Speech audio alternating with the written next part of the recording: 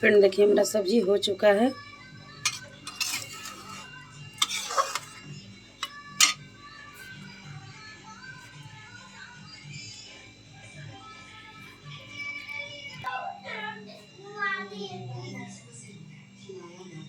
तो फ्रेंड मेरा वीडियो कैसा लगा? मेरा वीडियो अच्छा लगा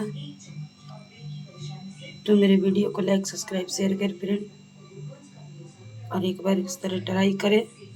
रोटी या चावल से फ्रेंड दोनों से खा सकते हैं, बहुत टेस्टी लगता है फ्रेंड, बहुत स्वादिष्ट। तो फ्रेंड वीडियो को समाप्त करते हैं, अगले वीडियो में मिलते हैं।